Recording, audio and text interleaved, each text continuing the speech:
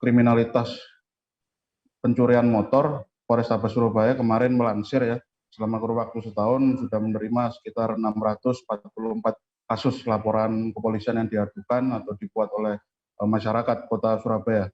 Dan dari 644 kasus itu ada sekitar 647 kasus yang berhasil diselesaikan. Artinya memang ada tambahan data dari kasus curanmor yang pernah dilaporkan 2 tahun yang lalu atau 2020 ya, itu juga terungkap di tahun 2021 dan akhirnya menjadi akumulasi data keberhasilan dari pihak Polrestabes Surabaya mengungkap kasus kejahatan curanmor yang terjadi di kawasan hukum Polrestabes Surabaya. Macam itu kira-kira. Baik, terima kasih rekan jurnalis dari Tribun Jatim Luhur Pambudi atas laporan Anda. Selamat bertugas kembali. Kita beralih ke informasi selanjutnya, Saudara. Presiden Joko Widodo mengunjungi Pasar Gemolong Sragen, Jawa Tengah pada Rabu 5 Januari hari ini. Kunjungan orang nomor 1 di Indonesia itu untuk membagikan bantuan langsung tunai atau BLT kepada pedagang kaki lima atau PKL di sekitar Pasar Gemolong. Tiba di Pasar Gemolong, Presiden langsung disambut antusias oleh masyarakat yang sudah menunggu kedatangannya sejak pagi hari. Untuk mengetahui informasi lebih lengkapnya, saat ini kami sudah tersambung dengan jurnalis dari Tribun Solo, ada Septiana Ayu Lestari di sana. Halo Septi. Ya, halo Fida, selamat siang. Ya. Septi, bisa Anda informasikan bagaimana pelaksanaan dari kunjungan Presiden Joko Widodo ini di Pasar Gemolong? Ya, baik Fida, terima kasih. Sebelumnya pada hari ini Presiden Joko Widodo secara mendadak berkunjung ke Pasar Gemolong di Kabupaten Sragen pada Rabu 5 Januari 2022. Presiden Joko Widodo tiba di Kabupaten Sragen sekitar pukul 8:43 dan didampingi oleh Menteri PUPR Basuki Hadi Mulyono dan serta juga ada Gubernur Jawa Tengah Ganjar Pranowo yang mendampingi Presiden Joko Widodo di Pasar Gemolong Kabupaten Sragen ini.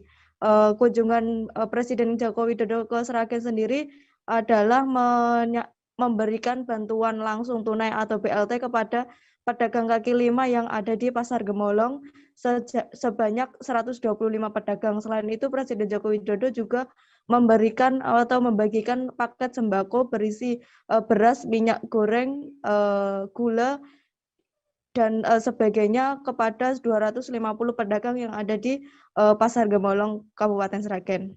Baik, Firda. Septi, mungkin bisa Anda gambarkan begitu bagaimana antusiasme masyarakat ketika menyambut kedatangan dari Presiden Joko Widodo ini?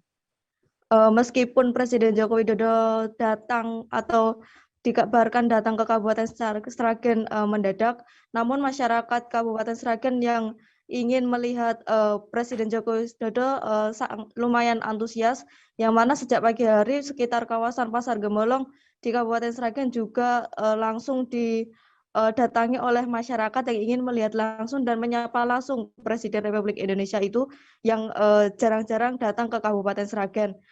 Serta selain itu juga para pedagang atau pedagang kaki lima yang mendapatkan bantuan tersebut juga sudah antusias dan menunggu Presiden Joko Widodo sejak pagi hari. Baik, Septi, mungkin bisa Anda informasikan begitu apa pesan dari Presiden Joko Widodo saat melakukan proses kunjungan ke Pasar Gemolong ini?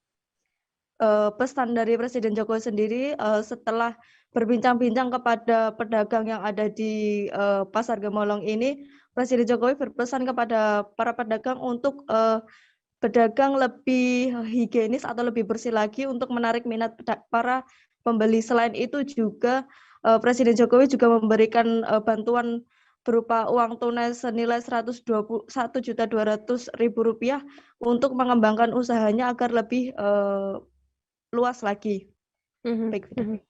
Baik, terima kasih rekan jurnalis dari Tribun Solo, Septiana Ayu Lestari atas laporan Anda. Selamat bertugas kembali.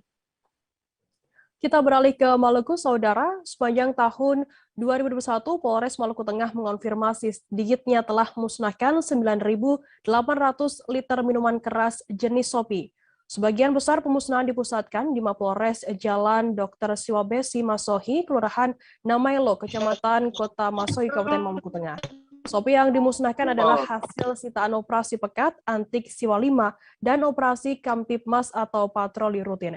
Informasi lebih lengkapnya akan disampaikan oleh rekan jurnalis kami dari Tribun Ambon, ada Lukman Mukadar di sana. Halo Lukman.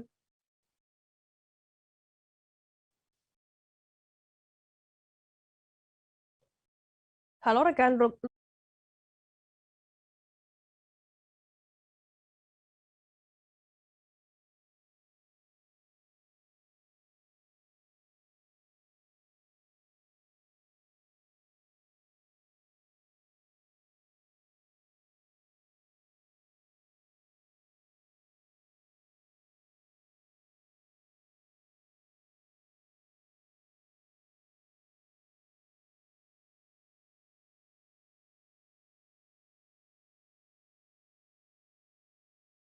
Lukman, bisa Anda informasikan bagaimana untuk penyitaan miras ini, apakah dilakukan di setiap bulan di Maluku ataukah seperti apa informasinya? Oke, terima kasih Firda dan juga Tribunet dimanapun Anda berada. Baik, untuk penyitaan miras sendiri di Polres Maluku Tengah ini dilakukan di setiap bulan-bulan tertentu, di waktu di awal bulan puasa dan Lebaran, kemudian operasi juga biasa dilakukan di uh, hari besar keagamaan lain seperti hari Natal dan Tahun Baru. Begitu, Firda. Sejauh ini apakah ada tindakan hukum begitu bagi para pelaku atau para distributor dari miras-miras yang dimusnahkan oleh pihak kepolisian ini? Oke, ya. Untuk para distributor dan ataupun para uh, pengedar ini tidak ada langkah hukum seperti penahanan ataupun sanksi lainnya, namun hanya diberikan diberikan stimulan aja. Lalu sejauh ini, Lukman, apakah ada semacam mungkin regulasi atau kebijakan yang dibuat oleh pemerintah daerah setempat untuk membatasi peredaran dan juga penggunaan miras di sana? Oke, ya informasi ini sudah kami sampaikan juga ataupun kami bincang-bincang dengan Kapolres setempat, namun katanya sebenarnya sudah ada usulan dari Kapolres untuk pemerintah daerah itu bagaimana membuat ataupun menyusun sebuah regulasi untuk menertibkan peredaran ataupun penggunaan miras di Kabupaten Maluku Tengah. Namun sampai sejauh ini belum ada respon dari pemerintah daerah terkait dengan penertiban miras ini ataupun ada regulasi yang dibuat untuk mengatur peredaran dan penggunaan miras ini. Begitu, Baik, terima kasih rekan jurnalis dari Tribun Ambon, Lukman Mukadar atas laporan Anda. Selamat bertugas kembali. Ya.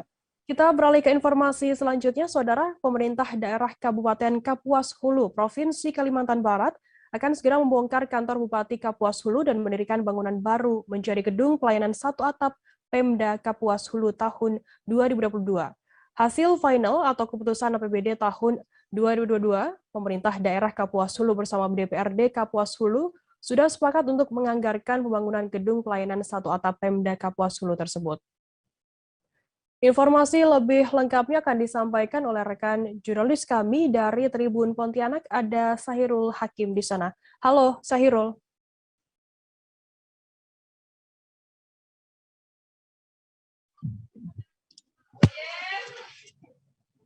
Halo, selamat pagi, Polda.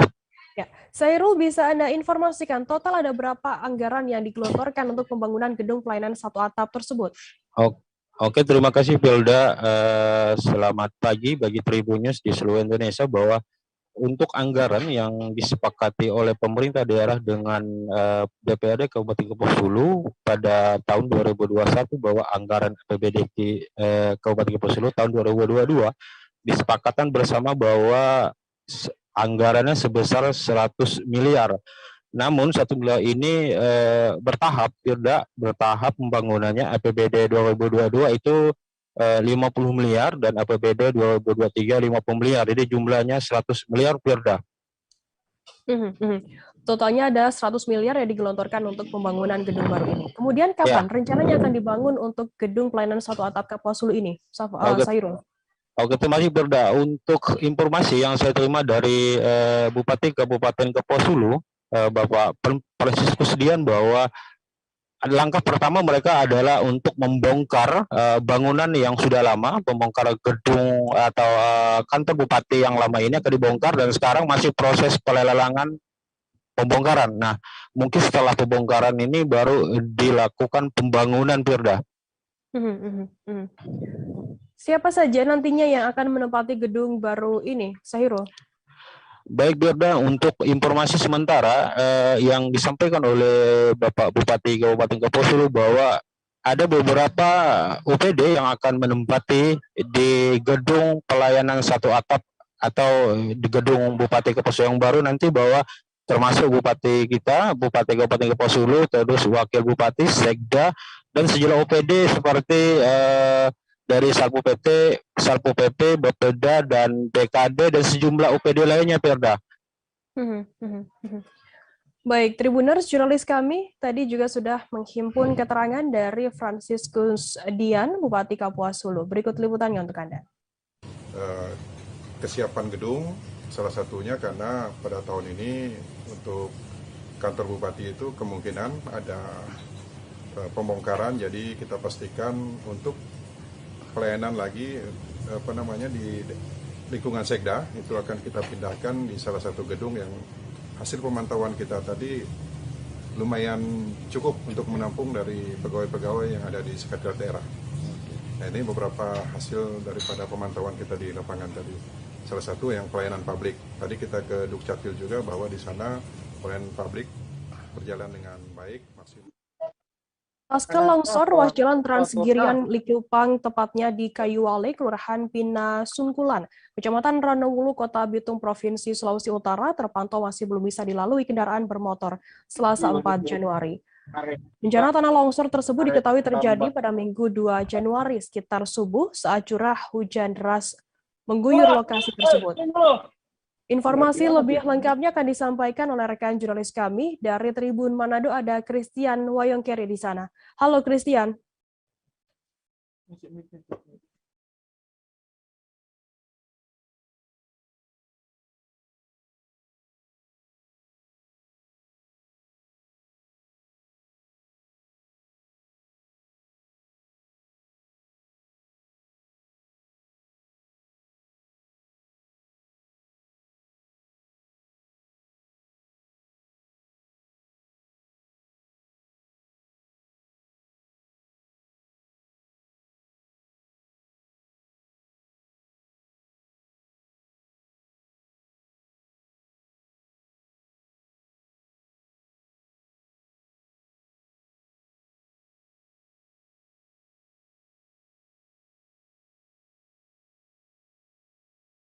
Christian, bagaimana saat ini untuk update terkini Jalan Transgirian Likupang yang terdampak bencana longsor? Baik, selamat siang rekan Firda dan Tribuner dimanapun Anda berada. Jadi hingga hari ini Rabu tanggal 5 Januari 2022 terpantau dan terinformasi akses jalan Transgirian Likupang yang berada di wilayah Kayuwale, tepatnya di Kelurahan Pina Sungkulan, Kecamatan Ranowulu, terpantau masih belum dapat dilalui karena jalan dalam kondisi putus akibat peristiwa tanah longsor yang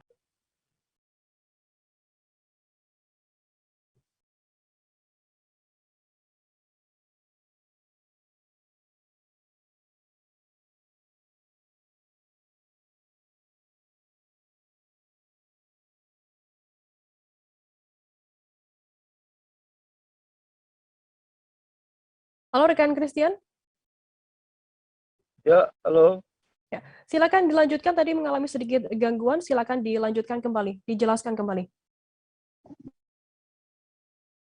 Jadi sampai saat ini pihak perusahaan Bank Meres Sukutan Main dan Tambang Tondano Jaya melakukan persiapan atau penyediaan akses jalan alternatif yang berada di wilayah tambang di areal Al-Star, satu di antara beberapa lokasi tambang atau galian emas yang ada di perusahaan tersebut untuk dilalui kendaraan bermotor, Firda. Bagaimana tanggapan atau respons dari pihak perusahaan tambang sendiri yang ikut terdampak dari longsor ini? Menurut David Sopi, Presiden Direktur PT MSN TTN melalui Heri Inyoru Mondor, Menteri External Relationship menyampaikan bahwa pihaknya terus melaksanakan koordinasi pemerintah Kota Bitung, termasuk dengan pihak terkait dalam hal ini Balai Jalan dan Balai Wilayah Sungai Sulawesi Utara. untuk melaksanakan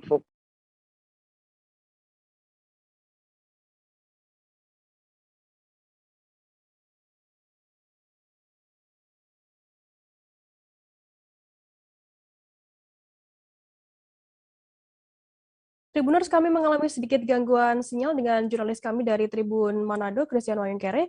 Kita akan jeda sejenak, Tribuners, jangan kemana-mana, tetaplah di live update. Oke, apa kabar Bang Ariski di sini untuk strateginya?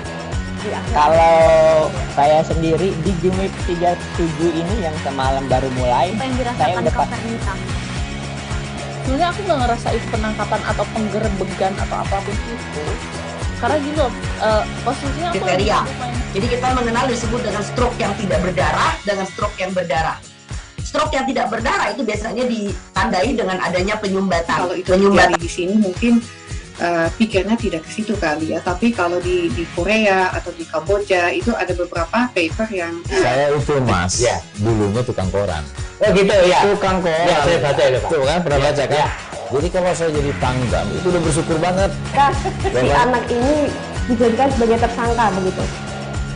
Ya, kalau ini kita bicara yang di luar kasus Sebongombo ya. Dengan nama hujan shower, di mana terdapat batas jelas antara daerah hujan dan tidak hujan yang biasanya terjadi pada fase awal mature stage atau tahap berbahaya dewasa. itu Kang. Jadi mulai artinya terjadinya perlembekan. Nah itu untuk penetrasi akan sulit begitu ya. Dok, saya ini menurut saya memang tidak mudah, bukan urusan tanah diambil.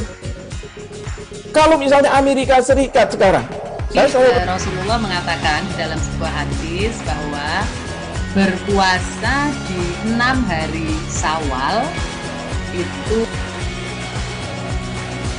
Oke, apa kabar Bang Ariski di sini untuk strateginya? Kalau saya sendiri di Jumip 37 ini yang semalam baru mulai, Apa yang saya dirasakan udah Kak Fernita? Sebenarnya aku nggak ngerasain penangkapan atau penggerbegan atau apapun itu. Karena gini loh, posisinya aku Kriteria. Jadi kita mengenal disebut dengan stroke yang tidak berdarah dengan stroke yang berdarah. Stroke yang tidak berdarah itu biasanya ditandai dengan adanya penyumbatan. kalau itu terjadi di sini mungkin pikirnya tidak ke situ kali ya. Tapi kalau di Korea atau di Kamboja itu ada beberapa paper yang Saya itu mas, ya dulunya tukang koran. Oh gitu ya. Tukang koran. Ya, saya baca itu Pak. Tuh kan pernah baca kan? Ya. Jadi kalau saya jadi pangdam itu udah bersyukur banget. Si anak ini dijadikan sebagai tersangka begitu. Ya, kalau ini kita bicara yang di luar kasus Sebongombo ya. Dengan nama hujan shower, di mana terdapat batas jelas antara daerah hujan dan tidak hujan yang biasanya terjadi pada fase awal mature stage atau tahap Berbahaya dewasa. itu Kang. Jadi mulai artinya terjadinya perlembekan. Nah itu untuk penetrasi akan sulit begitu ya. Dok, saya ini menurut saya memang tidak mudah, bukan urusan tanah diambil. Kalau misalnya Amerika Serikat sekarang, Rasulullah mengatakan dalam sebuah hadis bahwa berpuasa di 6 hari Syawal itu. Oke, apa kabar Bang Ariski di sini untuk strateginya? Kalau saya sendiri di Jumip 37 ini yang semalam baru mulai, Apa yang saya dirasakan udah Kak Fernita? Sebenarnya aku nggak ngerasain penangkapan atau penggerbegan atau apapun itu. Karena gini loh, posisinya aku Kriteria. Jadi kita mengenal disebut dengan stroke yang tidak berdarah dengan stroke yang berdarah.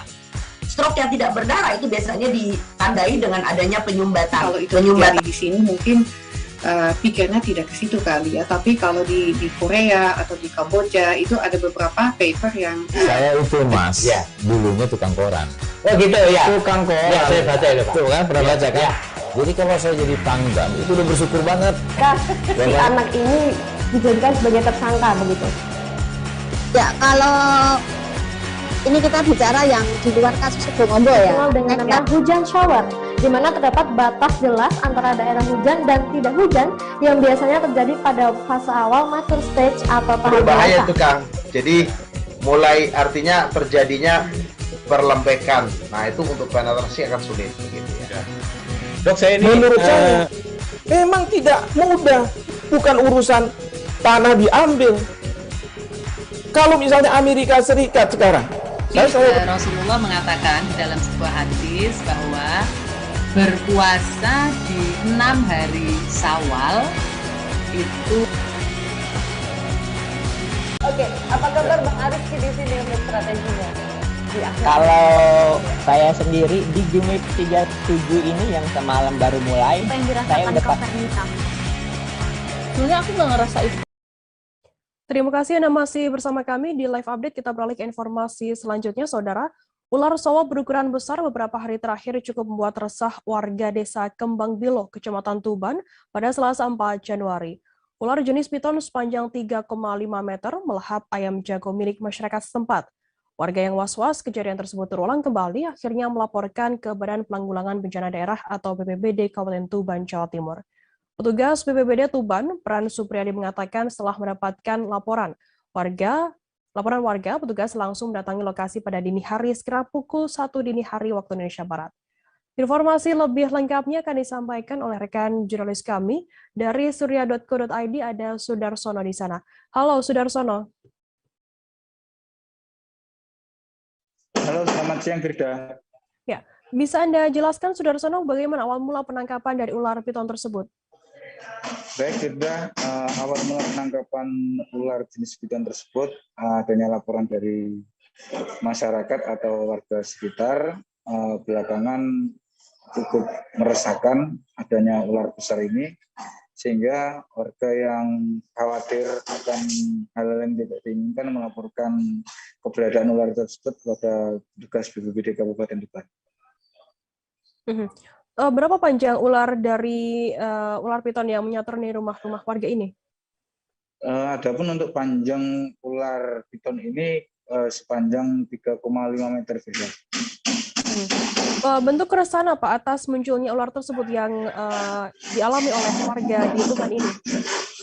Warga tergolong cukup resah karena adanya laporan bahwa ular piton ini memangsa satu ekor ayam jago, sehingga warga yang tidak mau kejadian ini terulang atau ada ketakutan hal yang tidak diinginkan lagi melaporkan kepada petugas BPBD. Selanjutnya petugas BPBD yang datang langsung melakukan penangkapan ular tersebut dan kini telah diamankan di kantor BPBD. Baik, terima kasih rekan jurnalis dari surya.co.id, Sudarsono atas laporan Anda. Dan tadi Tribuners, jurnalis kami juga sudah menghimpun keterangan dari petugas BPBD Tuban, Pran Supriyadi. Berikut liputannya untuk Anda. Rencananya ini kita akan koordinasikan dengan teman-teman reptil yang ada di Tuban. Biasanya kalau ada seperti ini kita bawakan juga, biasanya provinsi meminta, dari provinsi BPBD provinsi meminta, lalu nanti kita ada di sana mungkin juga ada penangkarannya juga, karena seperti itu. Ini ular sowo kembang. Jenis piton ya? Panjangnya 3,5. Itu dari laporan warga atau gimana Mas? Ya, dari laporan warga melaporkan ke kita, lalu kita segera berespon untuk kejadian itu, karena sudah satu ayam jago warga yang sudah dimakan oleh ular tersebut. Penangkapannya malam atau? Penangkapannya malam. Seorang ibu hamil yang hendak melahirkan dievakuasi dari rumahnya di Kabupaten Bungo yang tengah terendam banjir. Perempuan bernama Sri Winarni, 34 tahun itu langsung dibawa ke puskesmas tempat. Sebelumnya tim Pos SAR Bungo mendapatkan informasi tentang Sri Winarni yang terjebak banjir pada pagi hari. Rumah yang ditempati ibu hamil tersebut sedang direndam banjir setinggi 1 meter. Tim Pos SAR Bungo langsung ke rumahnya dan membutuhkan waktu 2 jam untuk sampai karena jarak yang ditempuh sejauh 30 km. Untuk mengetahui informasi lebih lengkapnya, saat ini kami sudah tersambung dengan jurnalis dari Tribun Jambi, ada Sopianto di sana. Halo Sopian.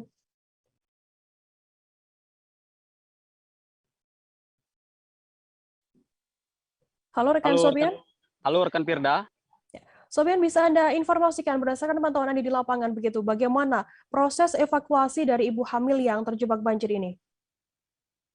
Oke, baik rekan Firda. Dapat saya sampaikan, seorang ibu hamil yang hendak melahir dievakuasi dari rumahnya di Kabupaten Bungo yang sedang terendam banjir. Nah, perempuan tersebut bernama Sri Winarni, 34 tahun, itu langsung dibawa ke puskesmas setempat.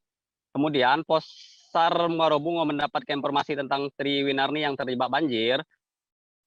Rumah yang terendam di tempat ibu hamil itu direndam banjir setinggi 1 meter. Nah, tim Pos SAR Bungo langsung ke rumahnya, butuh waktu 2 jam karena terlalu jauh.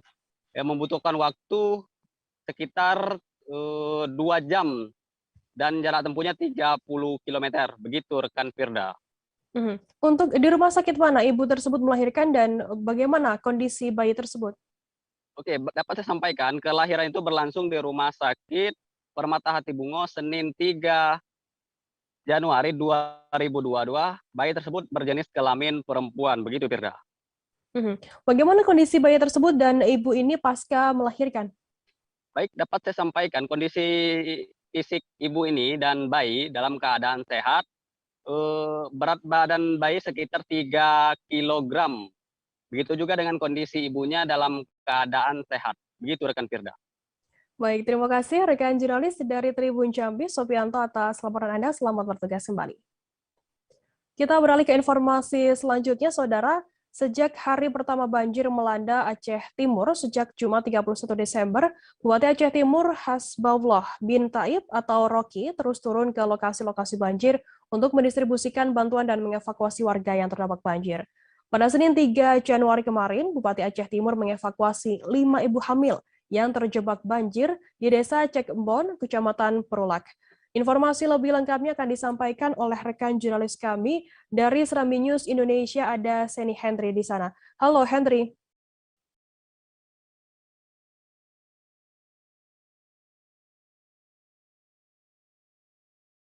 Halo rekan Hendry.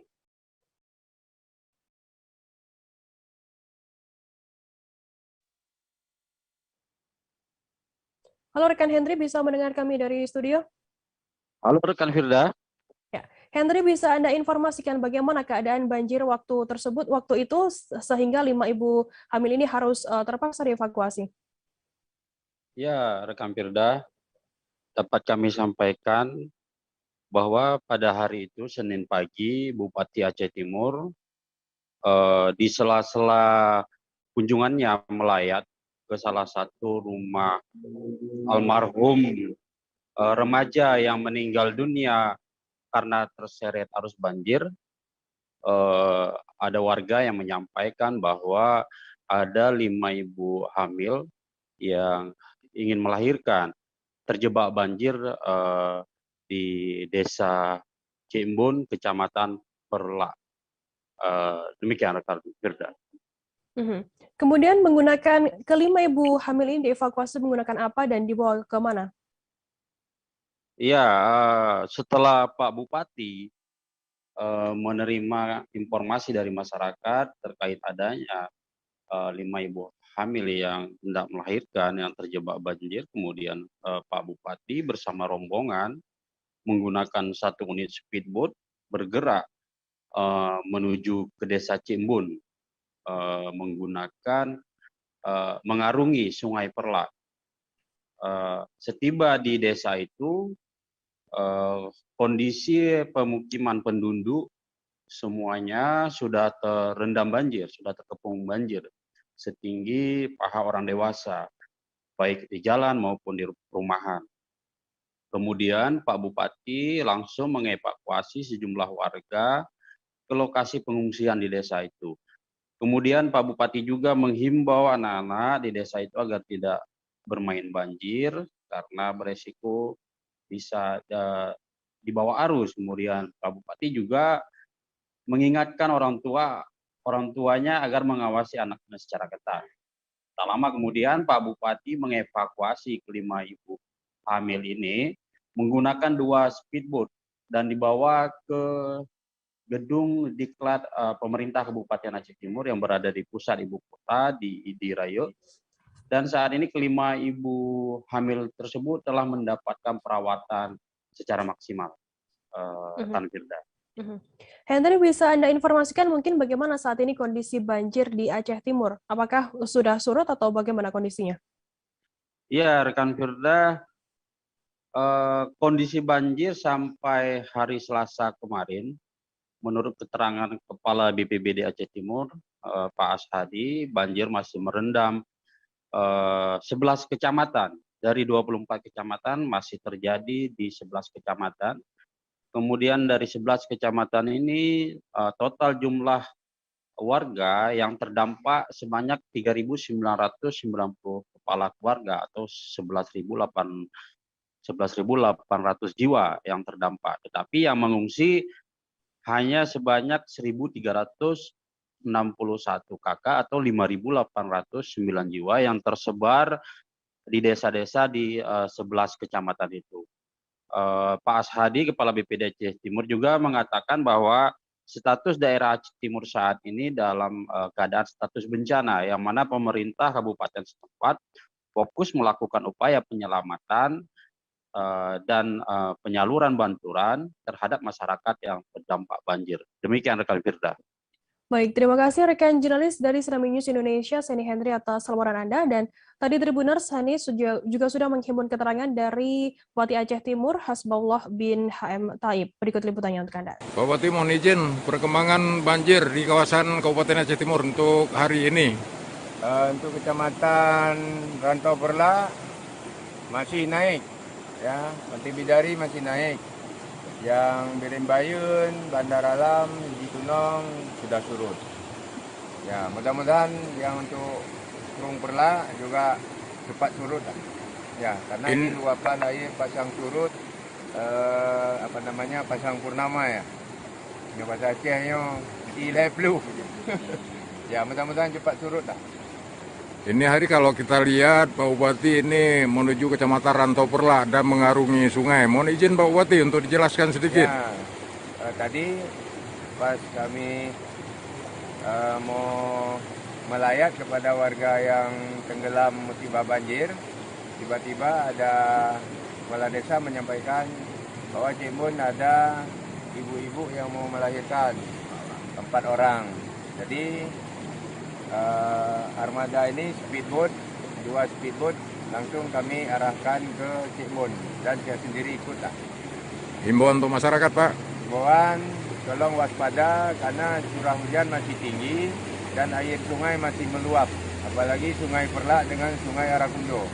Mohon kepada seluruh kepala desa, seluruh para camat untuk menyampaikan kepada warganya supaya betul-betul waspada, hindari daripada kecelakaan daripada musibah banjir. 2 anggota DPRD Kabupaten Muara Enim dilantik menjadi pengganti antar waktu atau PAW anggota DPRD Kabupaten Muara Enim periode 2019-2024 di gedung DPRD Kabupaten Muara Enim pada Selasa 4 Januari. Adapun kedua anggota DPRD Muara Enim yang dilakukan pergantian antar waktu, yakni Muhammad Zain Sukri menggantikan Fitrian Syah SPT dari Gerindra dan juga Darmawan menggantikan Mardian Syah dari Nasdem. Informasi lebih lengkapnya akan disampaikan oleh rekan jurnalis kami dari sripoku.com, ada Ardani di sana. Halo Ardani. Halo Beda. Ya. Ardani, bisa Anda informasikan bagaimana pelaksanaan pelantikan anggota DPRD PAW ini? Halo. Bisa Anda informasikan, Ardani, bagaimana untuk pelaksanaan pelantikan anggota DPRD untuk PAW ini? Baik, rekan Beda. Untuk pelaksanaan pengangkatan pengganti antar waktu anggota DPRD Muara Enim itu sebanyak 2 orang, yakni atas nama M. Zain Sukri dan berdasarkan keputusan Gubernur Sumatera Selatan nomor 789 KPTS 2021 tanggal 7 Desember 2021, serta atas nama Darmawan SH berdasarkan keputusan Gubernur Sumatera Selatan nomor 816 KPTS 2021 tertanggal 15 Desember 2021. Setelah dilantiknya 2 orang anggota PAW ini, maka jumlah anggota DPRD Muara Enim yang aktif menjadi 32 orang dari 45 orang yang seharusnya, sebab 13 orang lainnya sedang menjalani proses hukum di KPK. Begitu, Pedra. Bisa Anda informasikan, Ardani, apa sebenarnya penyebab dari adanya pelantikan dari anggota PAW ini? Baik, rekan Pedra. Penyebab dilantiknya 2 PAW ini karena sebelumnya sebanyak 15 anggota DPRD Muara Enim tersebut tersandung dalam kasus suap proyek Dinas PUPR Kabupaten Muara Enim tahun 2019. Dan rencananya pada akhir Januari 2022 akan kembali dilakukan pelantikan untuk 3 orang PAW, yakni 2 orang dari PDIP dan 1 orang dari P3. Begitu, Firda. Ardani, apa yang diharapkan oleh Pemkab Muara Enim sendiri atas pelantikan dari PAW ini? Bupati Muara Enim atas nama Pemkab Muara Enim berharap dengan dilantiknya 2 PAW sebagai anggota DPRD Muara Enim bisa menjalankan tugas dan kewenangan yang telah diamanahkan oleh konstitusi dengan sebaik-baiknya dalam membangun Kabupaten Muara Enim. Selain itu, Bupati Muara Enim menginginkan sinergisitas kemitraan antara eksekutif dan legislatif dalam mementingkan kepentingan masyarakat umum. Sebab ke depan tantangan pembangunan yang perlu diatasi secara bersama-sama akan lebih berat karena perlu kebersamaan setelah pasca UTT KPK. Begitu rekan Firda. Baik, terima kasih rekan jurnalis dari srimaku.com Ardani atas laporan Anda, dan tadi Tribuners Ardani juga sudah menghimpun keterangan dari PJ Bupati Muara Enim Dr. Haji Nasrun Umar. Berikut liputannya untuk Anda. DPRD sisa menjadi 30. Sementara dalam hitungan matematis untuk mencapai quorum harus 33. Artinya hanya satu kunci bagaimana strategi kita segera memproses PAW itu. Nah, namun tentu ini berasal dari partai politik masing-masing.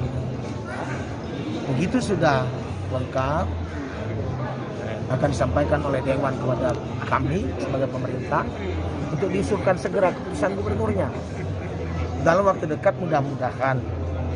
Ada beberapa lagi yang kita ajukan, 3 lagi yang sudah siap diajukan. Mudah-mudahan tidak begitu lama lagi akan terproses, segera ditandatangani menjadi keputusan gubernur. Yang ini juga insya Allah segera akan kita lakukan pelantikan PAW-nya.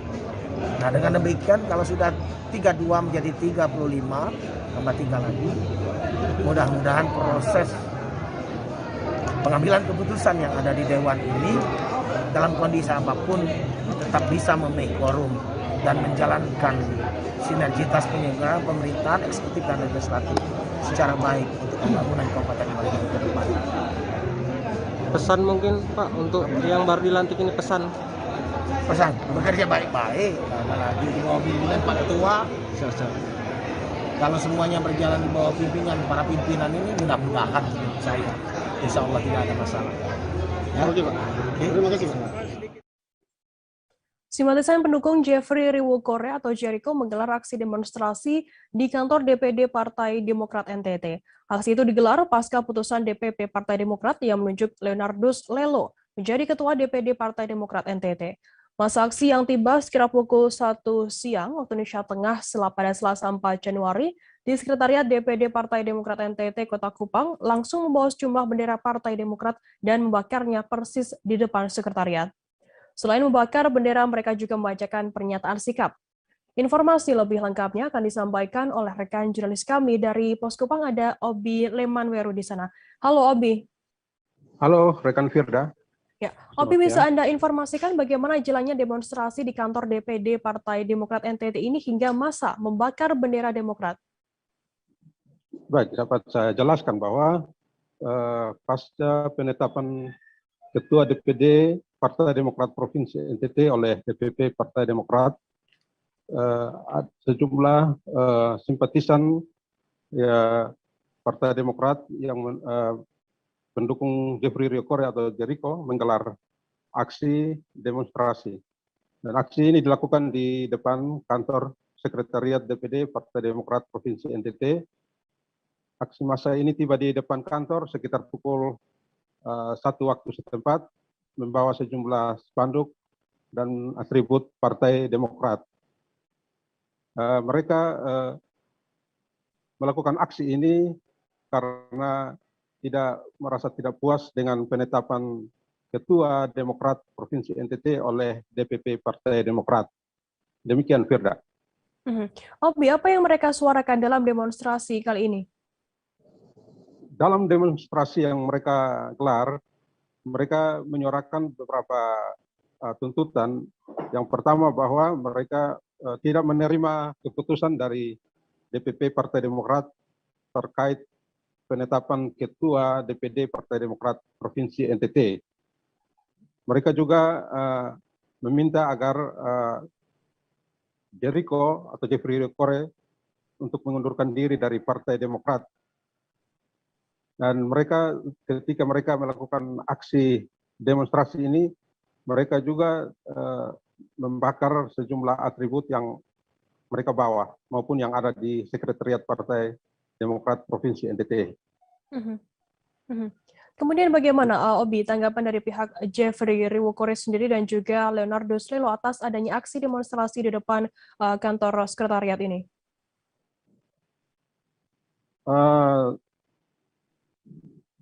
Lelo yang sempat kami konfirmasi mengatakan bahwa dirinya ditetapkan sebagai ketua Partai Demokrat Provinsi NTT sudah sesuai dengan mekanisme yang berlaku, yaitu sesuai dengan hasil musda dan juga hasil fit and proper test di DPP Partai Demokrat.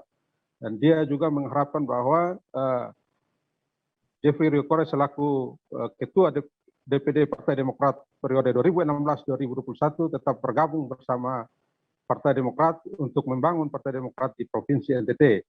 Dan dia juga mengatakan bahwa aksi yang dilakukan itu biasa saja dan merupakan aksi ketidakpuasan dari sejumlah pihak yang saat ini ada sejumlah kader yang sudah melaporkan kasus ini ke pihak kepolisian. Sementara Jeffrey Riokore yang kami konfirmasi mengatakan bahwa dirinya masih berada di luar daerah dan tidak bisa hadir untuk menenangkan massa yang menamakan simpatisan Jeffrey Riokore. Demikian rekan Firda. Baik, terima kasih rekan jurnalis dari Pos Kupang Obi Lemanwero atas laporan Anda. Selamat bertugas kembali. Tribuners, selesai jeda kami akan kembali dengan informasi menarik lainnya, tetaplah di Live Update. Oke, apa kabar Bang Ariski di sini untuk strateginya? Kalau saya sendiri di Jumip 37 ini yang semalam baru mulai, apa yang saya dirasakan udah Kapten Hitam? Sebenarnya aku nggak ngerasa itu penangkapan atau penggerebegan atau apapun itu, karena gini loh, posisinya aku kriteria. Jadi kita mengenal disebut dengan stroke yang tidak berdarah dengan stroke yang berdarah. Stroke yang tidak berdarah itu biasanya ditandai dengan adanya penyumbatan. Kalau itu terjadi di sini mungkin pikirnya tidak ke situ kali ya, tapi kalau di Korea atau di Kamboja itu ada beberapa paper yang saya itu mas, ya, dulunya tukang koran. Oh gitu ya, tukang koran. Ya, saya baca itu Pak. Tuh kan pernah baca kan? Ya. Jadi kalau saya jadi pangdam itu udah bersyukur banget. Si anak ini dijadikan sebagai tersangka begitu. Ya kalau ini kita bicara yang di luar kasus Sebongombo ya. Dikenal dengan nama hujan shower, di mana terdapat batas jelas antara daerah hujan dan tidak hujan yang biasanya terjadi pada fase awal mature stage atau tahap berbahaya dewasa. itu Kang. Jadi mulai artinya terjadinya perlembekan. Nah itu untuk penetrasi akan sulit. Gitu ya. Dok, saya ini menurut saya memang tidak mudah, bukan urusan tanah diambil. Kalau misalnya Amerika Serikat sekarang, Rasulullah mengatakan di dalam sebuah hadis bahwa berpuasa di 6 hari Syawal itu. Oke, apa kabar Bang Ariski di sini untuk strateginya? Kalau saya sendiri di Jumip 37 ini yang semalam baru mulai, apa yang saya dirasakan udah Kapten Hitam? Sebenarnya aku nggak ngerasa itu penangkapan atau penggerebegan atau apapun itu, karena gini loh, posisinya aku kriteria. Jadi kita mengenal disebut dengan stroke yang tidak berdarah dengan stroke yang berdarah. Stroke yang tidak berdarah itu biasanya ditandai dengan adanya penyumbatan. Kalau itu terjadi di sini mungkin pikirnya tidak ke situ kali ya, tapi kalau di Korea atau di Kamboja itu ada beberapa paper yang saya itu mas, ya, dulunya tukang koran.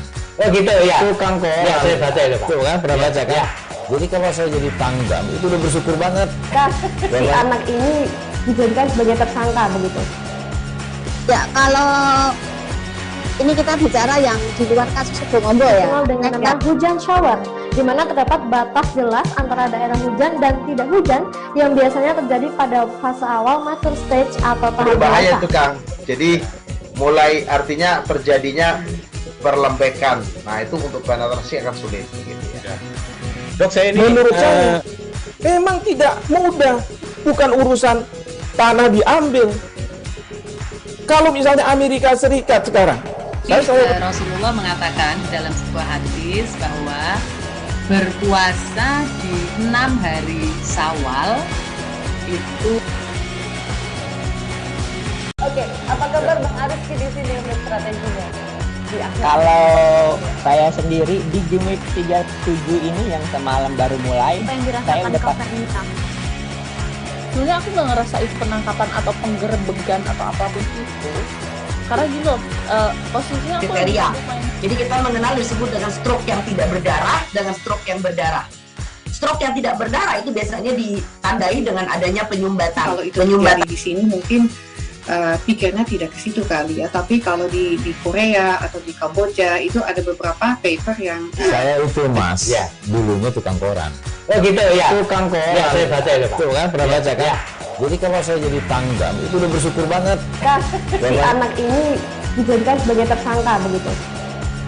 Ya, kalau ini kita bicara yang di luar kasus Sebongombo ya. Dikenal dengan nama hujan shower, di mana terdapat batas jelas antara daerah hujan dan tidak hujan yang biasanya terjadi pada fase awal mature stage atau tahap berbahaya dewasa. itu Kang. Jadi mulai artinya terjadinya perlembekan. Nah itu untuk penetrasi akan sulit. Gitu ya. Dok, saya ini menurut saya memang tidak mudah. Terima kasih Anda masih bersama kami di live update. Kita beralih ke informasi selanjutnya, Saudara. Pasca longsor ruas jalan Trans Girian Likupang, tepatnya di Kayuwale, Kelurahan Pinasungkulan, Kecamatan Ranowulu, Kota Bitung, Provinsi Sulawesi Utara, terpantau masih belum bisa dilalui kendaraan bermotor pada Selasa 4 Januari sore. Bencana tanah longsor tersebut diketahui terjadi pada Minggu 2 Januari sekitar subuh saat curah hujan deras mengguyur lokasi tersebut. Informasi lebih lengkapnya akan disampaikan oleh rekan jurnalis kami dari Tribun Manado, ada Christian Wayongkiri di sana. Halo Christian. Ya, selamat siang Firda dan Tribuners dimanapun Anda berada. Christian, bisa Anda informasikan bagaimana untuk update terkini Jalan Trans Girian Likupang yang terdampak bencana longsor? Baik, Firda. Jadi pasca peristiwa tanah longsor yang menyebabkan akses jalan trans atau jalan nasional Girian Likupang putus dan sampai saat ini terpantau dan terinformasi belum bisa dipergunakan, Firda. Dan pada pagi tadi atau menjelang siang, pihak Satuan Polisi Lalu Lintas Polres Bitung bersama dengan Balai Sungai, Balai Jalan dan Security PT Mayare Sukutan Mining MSM dan Tambang Tondano Nusa Jaya TTN mendatangi lokasi titik longsor atau titik jalan yang putus untuk melakukan pengalihan arus lalu lintas ke lokasi jalan alternatif, Firda. Seperti apa untuk kondisi di lapangan pada saat ini? Bisa Anda informasikan, Christian? Jadi sebagaimana amatan kami di lapangan pada hari Selasa kemarin dan informasi yang kami himpun hari ini, akses jalan sepanjang sekitar 100 meter dengan lebar 8 meter dan kedalaman longsor 100 meter, terdapat 2 tiang listrik yang roboh dan beberapa kabel listrik lepas di akses jalan Trans Likupang Girian, tepatnya di wilayah Kayuwale, Kelurahan Pinasungkulan, Lingkungan 2, Kecamatan Ranowulu, Kota Bitung. Dan sampai saat ini pihak perusahaan tambang emas nomor 1 di Sulawesi Utara ini masih melakukan upaya-upaya untuk melakukan pengalihan jalur atau akses jalan melalui jalan alternatif yang berada di wilayah tambang, tepatnya di satu di antara beberapa titik atau pit penggalian tambang emas yang bernama Alaskar, Firda. Christian, bagaimana tanggapan dari perusahaan tambang emas yang juga ikut terdampak dari adanya bencana longsor di sana? Baik Firda dan Tribun News dimanapun Anda berada, menurut David Sompi, Presiden Direktur PT Mayere Soputan Mining dan Tambang Tuna Indonesia Jaya, bahwa akibat peristiwa ini pihaknya terus melakukan koordinasi dengan pemerintah Kota Bitung, instansi terkait lainnya seperti Balai Sungai, Balai Jalan, dan pihak PLN untuk melakukan penanganan dalam beberapa waktu ke depan. Dan sampai saat ini pihaknya sudah menyiapkan jalan alternatif untuk dilalui kendaraan bermotor, tepatnya di wilayah atau area perusahaan yang sudah dibebaskan oleh pihak PT MSM dan PT TTN. Firda. Baik, terima kasih rekan jurnalis dari Tribun Manado, Christian Wayangkere atas laporan Anda. Selamat bertugas kembali. Kita beralih ke informasi selanjutnya, Saudara. Gubernur Banten Wahidin Halim sudah memaafkan dan berdamai dengan buruh penerobos kantornya. Wahidin Halim juga mengaku telah mencabut laporannya terhadap buruh yang terlibat aksi penerobosan dan menduduki kantor Gubernur Banten beberapa waktu lalu. Untuk informasi lebih lengkapnya, saat ini kami sudah tersambung dengan jurnalis dari Tribun Banten, ada Ahmad Tajudin di sana. Halo Tajudin. Halo rekan Firda dan Tribun. Tajudin, bisa Anda informasikan bagaimana apakah memang benar Gubernur Banten ini telah mencabut laporannya terhadap para buruh yang menerobos kantornya? Baik rekan Firda dan Tribuners, perlu diketahui bahwa Gubernur Banten Wahidin Halim telah mencabut laporannya terhadap buruh yang terlibat aksi unjuk rasa, penerobosan dan menduduki kantor Gubernur Banten. Di mana saat dikonfirmasi tribunbanten.com pada malam hari sekitar jam 9 malam pada hari Selasa tanggal 4 Januari 2022, beliau mengatakan bahwa saat ini para buruh telah mendatangi ke kediamannya di daerah Tangerang, di mana kedatangannya mereka yaitu untuk meminta maaf kepada Gubernur Banten atas perbuatan yang mereka lakukan. Dengan atas dasar itu kemudian Gubernur Banten telah memaafkan mereka, dan juga pada saat itu juga Gubernur Banten telah menyatakan bahwa dirinya mencabut laporannya terhadap buruh yang melakukan aksi tersebut, Firda. Tajudin, bisa Anda jelaskan mungkin apa alasan dari Gubernur Banten sendiri secara mendadak mencabut laporan ini? Baik, untuk alasnya sendiri, Pak Wahidin sendiri mengatakan bahwa dirinya memaklumi atas emosi yang diluapkan para buruh, bahkan pada saat buruh melakukan aksi tersebut, dan kemudian ada permohonan maaf dari pihak gubernur sendiri telah memaafkan jauh hari para perbuatan dari buruh tersebut. Akan tetapi untuk aksi demo buruh tersebut, dirinya mempersilahkan kepada para buruh untuk menyampaikan aspirasinya dan pendapat apapun itu. Namun dalam hal ini dia mengimbau kepada masyarakat atau para buruh yang melakukan aksi unjuk rasa agar tetap menghormati dan juga melakukan ketertiban umum agar tidak melakukan anarkis dan juga hal-hal yang tidak diinginkan, Firda. Tajudin, setelah dicabut laporannya begitu, bagaimana tanggapan dari para pihak buruh sendiri? Baik, untuk tanggapan dari pihak buruh sendiri, pada saat malam hari ketika mengunjungi rumah Gubernur Banten, mereka sangat mengapresiasi apa yang dilayangkan Gubernur Banten, di mana Gubernur Banten telah memaafkan para buruh tersebut sehingga mencabut laporannya. Kemudian para buruh juga berterima kasih atas pencabutan yang dilakukan Gubernur tersebut, namun mereka ingin agar ke depan hubungan antara buruh dan Gubernur tersebut komunikasi tetap terjalin sinergis, dan juga ketika ingin menyampaikan sesuatu bisa dilakukan secara damai dan juga bisa duduk bersama, Firda. Lalu setelah laporan tersebut dibatalkan begitu, bagaimana kemudian rencana dari para buruh sendiri untuk menggelar aksi lanjutan? Baik, untuk aksi lanjutannya sendiri pada hari ini tanggal 5 Januari 2022, di mana walaupun laporan tersebut telah dicabut oleh Gubernur Banten, namun para serikat buruh dan juga mahasiswa hari ini masih tetap menggelar aksi unjuk rasa di kawasan pusat pemerintahan Provinsi Banten, di mana sejak zuhur tadi para massa sudah mendatangi pemerintahan Provinsi Banten dan beberapa lokasi juga sudah diblokade, dan sekarang masih berlangsung aksi demonstrasi tersebut. Namun aksi tersebut dilakukan secara damai dan juga aksi solidaritas tanpa ada anarkis yang dilakukan oleh para buruh dan juga mahasiswa, Firda. Baik, terima kasih rekan jurnalis dari Tribun Banten, Ahmad Tajudin atas laporan Anda. Selamat bertugas kembali. Kita beralih ke informasi selanjutnya, Saudara. Aksi unjuk rasa sengketa lapangan Gembira di depan kantor Pengadilan Negeri Makale, Tanah Toraja berakhir ricuh Selasa 4 Januari. Kericuhan bermula saat ratusan mahasiswa memaksa masuk ke kantor PN Makale, namun dihalau oleh pihak kepolisian yang tengah berjaga.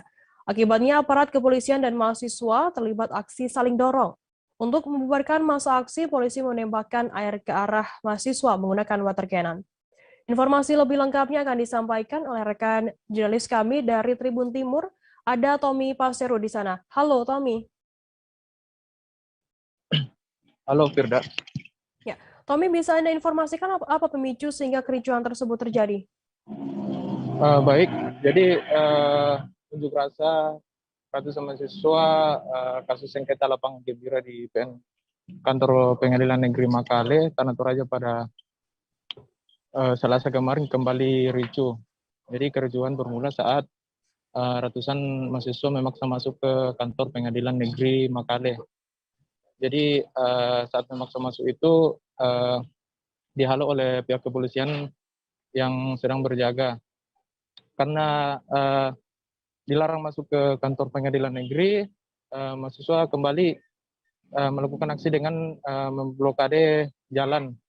Akibatnya arus lalu lintas dari dua arah, baik dari Makale dan Rantepo, Tanah Toraja lumpuh.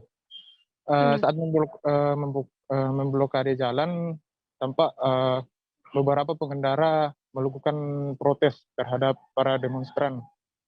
Bahkan beberapa pengendara terlibat perdebatan dengan para demonstran ini. Meski mendapat protes dari pengendara, massa tetap memblokade jalan. Mereka berdiri dan menutup seluruh badan jalan di depan kantor Pengadilan Negeri Makale. Seperti itu, Firda. Tapi bisa Anda informasikan bagaimana kemudian upaya dari pihak kepolisian sendiri untuk meredam kericuhan yang terjadi? Baik, jadi setelah melakukan aksi dengan memblokade jalan, mahasiswa atau massa kembali berusaha untuk masuk ke kantor Pengadilan Negeri. Polisi dan mahasiswa pun kembali terlibat aksi dorong, bahkan berujung kericuhan. Tindakan tegas pun diambil oleh pihak kepolisian dengan menurunkan kendaraan water cannon, kemudian menyemprotkan air ke arah mahasiswa. Namun meski telah disemprot menggunakan water cannon, mahasiswa tidak bubar. Mereka kembali melakukan aksi dengan melakukan orasi secara bergantian di depan kantor Pengadilan Negeri Makale tersebut. Firda. Tommy, kemudian bagaimana kelanjutan dari kasus sengketa lapangan Gembira ini di Pengadilan Negeri Makale? Baik, dapat kami informasikan bahwa memang kasus sengketa lapangan Gembira yang berada di Toraja Utara ini sudah lama bergulir di Pengadilan Negeri Makale. Penggugat ialah ahli waris bernama Hatta Ali. Jadi ahli waris Hatta Ali ini mengklaim kepemilikan lahan lapangan Gembira maksud saya. Sebelumnya permohonan peninjauan kembali PK oleh Pemkab Toraja Utara ditolak oleh Mahkamah Agung, sehingga merujuk pada gugatan penggugat, Pemkab sebagai tergugat harus mengganti rugi yang mencapai ratusan miliar rupiah. Namun menurut bagian hukum Setda Toraja Utara, eksekusi belum bisa dilakukan saat ini. Itu karena ada pihak ketiga, ini pemerintah Provinsi Sulawesi Selatan yang ikut campur dalam kasus sengketa lapangan Gembira ini. Pemprov Sulsel sendiri merupakan pemilik sertifikat pada lahan Dinas Kehutanan dan gedung SMA Negeri 2 Rantepo yang berada di dalam lahan lapangan Gembira. Gugatan atau sidang dari Pemprov Sulsel sendiri saat ini masih bergulir di Pengadilan Negeri Makale. Seperti itu, Firda.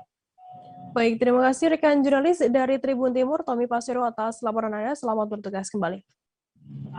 Kita beralih ke informasi selanjutnya, Saudara. Memperingati Hari Jadi Korps Wanita TNI Angkatan Laut ke-59 yang jatuh pada 5 Januari 2022, para peserta mengikuti upacara virtual di ruangan Aula Lantamal 10 Jayapura pada Rabu 5 Januari.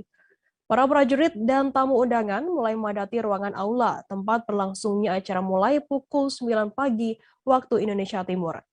Informasi lebih lengkapnya akan disampaikan oleh rekan jurnalis kami dari Tribun Papua.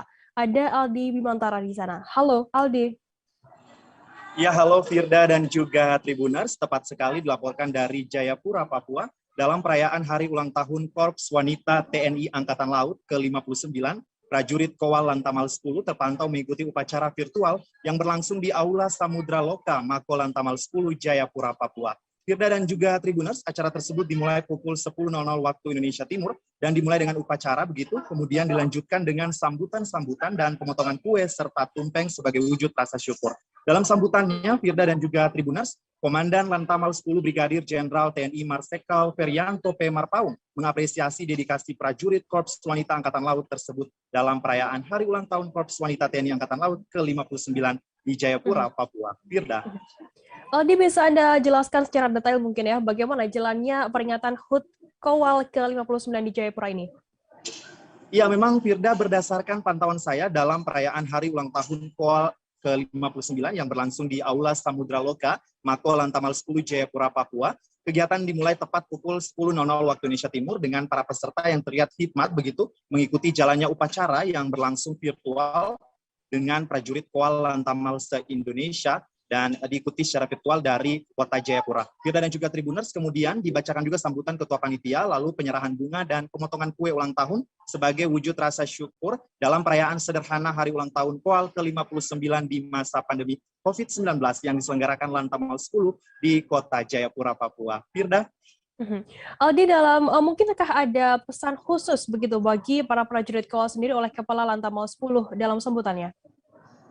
Iya, memang dalam sambutannya pada acara peringatan Hari Ulang Tahun Kowal ke-59 tersebut, Komandan Lantamal 10, Brigadir Jenderal TNI Marsikal Ferianto P. Marpaung ini memberikan pesan agar para prajurit Korps Wanita TNI Angkatan Laut dapat mampu berkontribusi aktif dan penuh terhadap keberhasilan organisasi TNI Angkatan Laut, sekaligus mampu berperan sesuai kodratnya menjadi istri dan juga seorang ibu di rumah tangga begitu, Firda. Aldi, kemudian kegiatan apa saja yang sudah digelar prajurit Kowal di Jayapura menyongsong menyambut Hari Ulang Tahun ke-59 Kowal pada hari ini? Iya, Firda, memang menarik sekali. Memang dalam kesempatan wawancara kepada awak media, Pater Kowal Mayor Laut Maria Aibekop mengatakan pihaknya dalam menyongsong Hari Ulang Tahun Kowal ke-59 ini juga telah menggelar beberapa kegiatan sebelumnya, ya, diantaranya giat bagi-bagi sayur hidroponik bagi warga di distrik Jayapura Selatan, kota Jayapura, Papua. Kemudian ada kegiatan juga donor darah yang dilangsungkan oleh pihak Lantamal 10 begitu, dan juga pelestarian mangrove yang ada di kawasan kota Jayapura, Papua dan sekitarnya. Firda, demikian mungkin laporan singkat saya terkait dengan peringatan Hari Ulang Tahun Kowal ke-59 langsung dari Lantamal 10 kota Jayapura, Papua. Untuk sementara kembali ke Firda di studio. Baik, terima kasih rekan jurnalis dari Tribun Papua, Aldi Bimantara melaporkan langsung dari kota Jayapura. Dan tadi Tribuners, Aldi juga sudah menghimpun keterangan dari Brigadir Jenderal TNI Marsikal Ferianto P. Marpaung, Komandan Lantamal 10 Jayapura. Berikut liputannya untuk Anda. Namanya Hari Ulang Tahun Korps Wanita TNI Angkatan Laut yang ke-59, ya saya sangat bangga karena bagaimanapun juga Korps Wanita TNI Angkatan Laut itu merupakan salah satu komponen yang sangat penting di TNI Angkatan Laut. Ya. Mereka bisa berperan sebagai apa saja, bisa sebagai prajurit, bisa berperan sebagai staf, kemudian juga pada acara-acara yang lain juga protokoler, kemudian juga kegiatan kemanusiaan, kegiatan pembinaan potensi maritim, ya. Korps Wanita TNI Angkatan Laut sangat berperan. Ya, jadi ini merupakan salah satu komponen yang sangat penting bagi TNI Angkatan Laut. Ya, salah satu kekuatan yang harus dipelihara dan dijaga. Ya, demikian. Harapannya kemana? Harapannya ke depan ya Korps Wanita TNI Angkatan Laut semakin profesional, kemudian semakin maju, kemudian juga semakin bijaksana juga, baik di kesatuan maupun di rumah tangga masing-masing. Sejumlah SMP negeri di Kota Pekanbaru melaksanakan sekolah tatap muka secara full day atau normal di tengah pandemi COVID-19. Jika ada siswa yang melanggar protokol kesehatan, maka dilarang untuk mengikuti pembelajaran tatap muka. Sebelum masuk ke sekolah, para siswa dicek suhu badan dan harus mencuci tangan, serta selalu mengenakan masker selama berada di lingkungan sekolah. Untuk mengetahui informasi lebih lengkapnya, saat ini kami sudah tersambung dengan jurnalis dari Tribun Pekanbaru, ada Fernando Sikumbang di sana. Halo Fernando. Halo, siang Firda.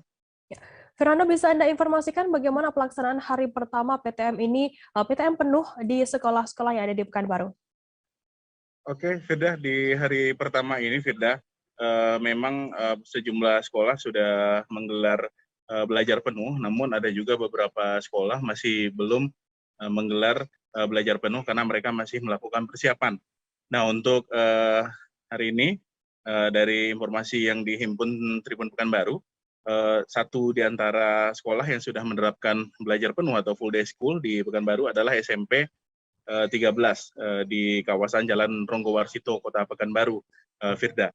Dan memang pada hari pertama ini para murid di SMP 13 sangat antusias untuk masuk karena mereka di hari pertama untuk masuk secara penuh ini sangat antusias karena bisa bertemu langsung dengan seluruh teman-temannya, dan ini jauh berbeda dengan PTM terbatas beberapa waktu lalu, karena yang pada PTM terbatas pada beberapa waktu lalu hanya 50% dari murid yang bisa masuk ke ruang kelas. Namun saat ini di ruang kelas kapasitasnya sudah mencapai 100% atau satu kelasnya sekitar 40 orang. Dan para murid yang hendak masuk ke sekolah itu harus menjalani pemeriksaan suhu tubuh terlebih dahulu dan juga dipastikan dalam kondisi sehat. Mereka yang kurang sehat dipersilakan untuk tetap belajar di rumah dan juga dipersilakan untuk beristirahat. Dan bagi mereka yang melanggar protokol kesehatan akan diminta untuk pulang ke rumah karena mereka yang sudah melanggar protokol kesehatan tersebut sudah membahayakan rekan-rekannya yang ada di sekolah. Begitu, Firda. Untuk penerapan prokes di sana, apakah memang lebih ketat dari sebelumnya dan adakah mungkin sanksi bagi mereka-mereka yang melanggar? Oke, Firda. Memang untuk dari pantauan kemarin, penerapan protokol kesehatan memang cukup ketat. Petugas keamanan bersama Satgas sekolah sudah melakukan pengawasan di sekolah tersebut, Firda. Dan memang dari hasil pantauan mereka mengikuti protokol kesehatan secara ketat, baik di area sekolah, di luar kelas, maupun di dalam kelas. Hasil pantauan Tribun seperti terlihat di pintu masuk, memang para murid harus memeriksakan suhu terlebih dahulu, baru dipersilahkan masuk, dan mereka masuk secara satu persatu, sehingga tidak melakukan kerumunan di area sekolah. Begitu juga saat hendak masuk ke kelas, mereka masuk secara satu persatu, secara bertahap, walaupun nantinya memang selama di kelas dalam posisi berdekatan, posisi meja mereka, posisinya tetap berjauhan. Walaupun di dalam kelas isinya sudah 100% atau sekitar 40 orang murid di kelas tersebut, namun penerapan protokol kesehatan tetap dilakukan, mulai dari memakai masker dan harus mencuci tangan terlebih dahulu sebelum masuk ke kelas, dan juga tetap menjaga jarak satu sama lain antar murid yang berada di kelas. Bagi yang melanggar, mereka tentu bakal diberikan sanksi oleh pihak sekolah karena aksi mereka yang sudah melanggar protokol kesehatan itu sudah membahayakan rekan-rekan mereka di kelas dan juga di sekolah tersebut. Namun sampai saat ini masih belum ditemukan murid yang melakukan pelanggaran protokol kesehatan di sekolah itu, Firda. Baik, terima kasih rekan jurnalis dari Tribun Pekanbaru, Fernando Sikumbang, atas laporan Anda. Selamat bertugas kembali. Dan tadi Tribuners, Fernando juga sudah menghimpun keterangan dari Kepala SMPN 13 Pekanbaru, Surdianto. Berikut liputannya untuk Anda. Jaga kita tetap fokus untuk arahan SKB 4 Menteri. Kita anak-anak masuk, pastikan anak-anak sehat, cek suhu, kemudian berada posisi suhunya di posisi sehat paling tinggi 36,9 saya katakan anak-anak, ya mereka tetap dengan menu, dengan imun yang kuat, dan guru juga demikian dalam kelas pakai masker, anak-anak pakai masker, ya. Jam istirahat anak-anak gunakanlah jam istirahatnya, kemudian gunakan masker 2 satu hari ganti. Kalau anak-anak yang masih ragu, pakailah masker yang double. Saya sampaikan demikian kepada anak-anak, dan kami apresiasi dan akan laksanakan instruksi dari Bapak Kepala Dinas bahwa masuk tatap muka 100% itu tidak kita tunda. Memang kita tunggu surat itu. Begitu kita terima, kita langsung action. Ya, kita evaluasi, kita terapkan di sekolah ini. Sarana prasarana sudah ada, guru ada, ruangan ada, dan kesiapan kita sudah oke. Himbauan sudah ada. Himbauan kita baik itu tersirat maupun ya tersurat kita sudah. Kemudian lagi untuk motivasi kita ada. Nah, jadi guru-guru kita siap untuk melaksanakan pembelajaran tatap muka 100%. Oke. Pasca libur Natal dan Tahun Baru 2022, jumlah penumpang arus balik Sorong Raja Ampat, Papua Barat disebut tidak terlalu meningkat. Hal itu disampaikan oleh Kepala Cabang PT Belibis Kota Sorong Usman di Jembatan Rakyat, yang mengatakan hanya sekitar 150 orang berangkat dari Kota Sorong menuju Raja Ampat. Informasi lebih lengkapnya akan disampaikan oleh rekan jurnalis kami dari Tribun Papua Barat, ada Safwan Asari di sana. Halo Safwan. Halo, selamat sore Firda. Ya. Safwan, bisa Anda informasikan bagaimana pantauan Anda di lapangan terkait arus balik Sorong Raja Ampat setelah libur Nataru ini? Ya, Firda dan juga Tribuners dimanapun Anda berada, hari ini dapat saya kabarkan dari Kota Sorong, Papua Barat, bahwa pasca libur Nataru tahun 2022, arus balik dari Kota Sorong menuju ke Raja Ampat tidak terlalu ramai. Hal ini disebabkan karena adanya pembatasan baik untuk mengantisipasi varian Omikron di Raja Ampat, sehingga sejumlah masyarakat tampak tidak melakukan aktivitas berkunjung ke Raja Ampat ataupun sebaliknya begitu, Firda. Safwan, total berapa jumlah pengunjung yang beraktivitas saat ini dan didominasi dari mana saja?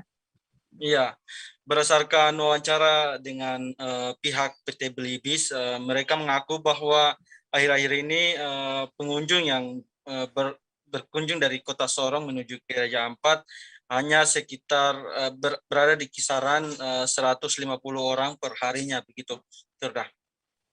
Safwan, bagaimana untuk perbandingan jumlah penumpang ini sebelum COVID-19 melanda?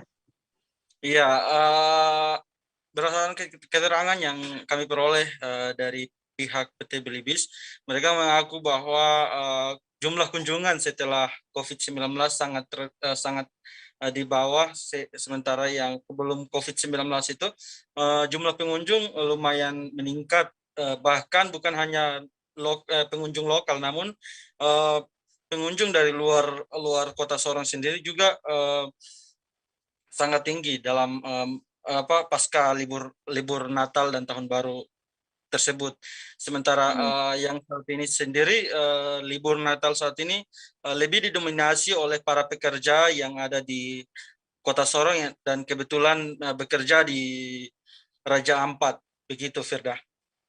Baik, terima kasih rekan jurnalis dari Tribun Papua Barat, Safwan, atas laporan Anda. Dan tadi Tribuners, Safwan juga sudah menghimpun keterangan dari Kepala Cabang PT Belibis di Kota Sorong, Usman. Berikut liputannya untuk Anda. Selamat pagi, perkenalkan nama saya Usman Aung, Kepala Cabang Belibis Papua Mandiri Cabang Sorong. Melihat kondisi penumpang untuk arus balik ke Raja Ampat, itu tidak terlalu mengalami peningkatan. Contohnya pagi ini, penumpang kita cuma ada 150 orang yang berangkat dari Sorong ke Raja Ampat. Hari kemarin itu yang hari Senin memang ada sekitar 400 yang berangkat. Jadi sesuai dengan perkiraan kita, jumlah penumpang itu tidak membeludak seperti tahun-tahun sebelum COVID. Berarti ini ada pengurangan? Iya, terjadi, ada penurunan. Ada penurunan jumlah volume penumpang dari tahun sebelum COVID dengan yang sekarang. Karena kemarin itu sebelum COVID itu didominasi banyak sekali penumpang yang notabene dari luar kota Sorong. Nah, yang sekarang ini masih didominasi oleh penumpang-penumpang lokal yang memang notabene kerjanya di Raja Ampat, tinggal di Sorong. Untuk penumpang domestik sendiri? Untuk domestik cuma ada peningkatan sekitar 30% yang melalui pelabuhan Rakyat Sorong. Kalau yang penumpang lokal memang masih didominasi penumpang lokal yang melewati pelabuhan Rakyat Sorong. Tapi untuk arus balik buat hari ini kelihatan cukup ramai atau tidak? Normal ya. Tribuners, informasi tadi sekaligus menutup perjumpaan kita dalam live update hari ini. Jangan lupa saksikan terus live update di seluruh kanal YouTube dan Facebook Tribun Network. Saya, Firandana, wakil kurang petugas, pamit undur diri. Selamat beraktivitas kembali, terima kasih dan sampai jumpa. Jangan lupa like, subscribe, dan share ya!